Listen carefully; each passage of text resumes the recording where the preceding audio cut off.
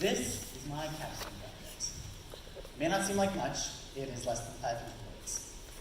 But this piece of paper was unanimously passed by the Tennessee General Assembly and signed by the governor. I wrote it. And yes, I am proud. I am prideful, as you can probably see by my son's mouth. So how did I get to this overglorified piece of paper? Well, I remember as young as kindergarten, I would be walking over to my Taekwondo class with my mom, and I'd tell her, I want to be the president when I grow up. And yes, I did say that in a 3PC as well.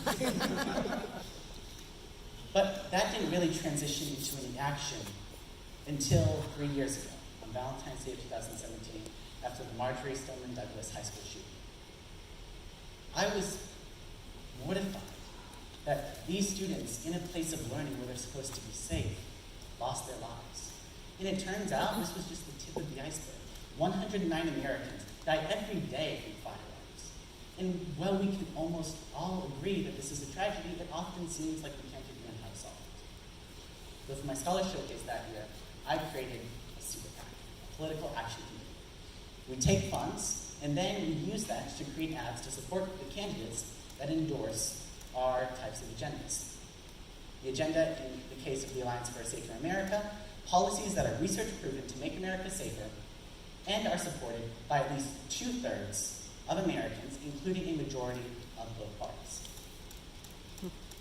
I didn't want to really add to the divide that already seems to be present. But for my LEAP internship next year, I wanted to go a step further, because like I told my mother, I don't want to be the citizen activist, the lobbyist. I want to be the elected official, the policymaker. So, well, I decided to get an internship as a lobbyist. Maybe that sounds ironic, but as a part of that, I got to go ahead and see what it was actually like on Capitol Hill. I got to meet with various senators from different political parties. I got to meet with different staffers. Which brings me to a question, and please raise your hands. Who thinks that the partisan divide in our country is getting worse? You all are with the majority of Americans. But you might find it interesting to find that on the day-to-day, that's not always the case. We're actually at a record high for the amount of bills that are passed with bipartisan support. Not to mention, in these past few years, we've actually seen more bills being passed in total. Me, as a lobbyist on Capitol Hill for a Democratic piece of legislation, I was surprised to find that there were many Republican senators who were very eager to go ahead. So inspired by this seemingly great amount of bipartisanship, I decided for my capstone to write a piece of legislation. I focused on extreme risk protection orders, also known as red flag laws. Research shows that for every 10 to 20 issues, one suicide is prevented. They're also quite popular.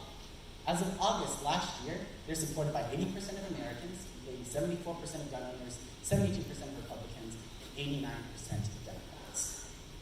A red flag law essentially works like this.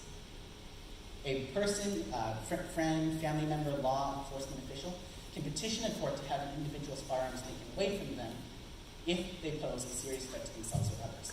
The court will then go through due process, and if they determine that to be the case, that individual will have their firearms taken away from them for them. Dr. Daniel Webster, the premier gun violence researcher in our country, said that this would have prevented the Parkland shooting from happening, not to mention the aforementioned research. I got to work. I met with State Representative Gloria Johnson, who has the red flag bill on the floor right now. I corresponded with Senator Marco Rubio's team, who has legislation in Congress to support states who want to get this type of legislation implemented. And I did it. 6 pages. It might not seem like much, but if these 6 pages were implemented, it would save lives. So I immediately sent it off to dozens of state representatives and senators to try and get a sponsor. And what maybe shouldn't have been so surprising, I got a resounding no. Because I am, after all, just a high school student, and I'm asking them to advocate day and night for this tangible piece of policy. I took a deep breath and said, hey, snaps. Senator Art Swan, my own state senator, said he was happy to work with me on something. So we decided to do something more civic.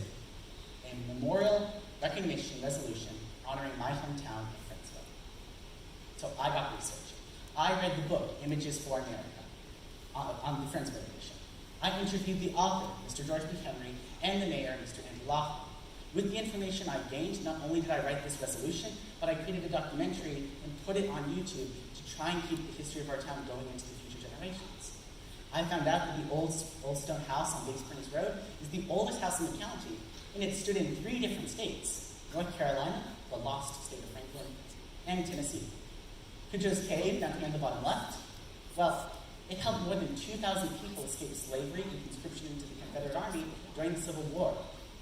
I even contacted the architect of the Capitol to try and verify a rumor that I had heard, and sure enough, all of the pink marble in the U.S. Capitol wasn't just poured in Tennessee, but in our small town of less than 1,000 people.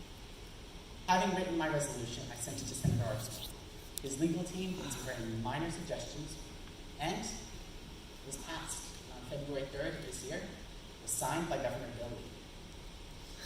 Last week at a Chamber of Commerce meeting in Blount County, Senator Swan presented me with this copy of the resolution.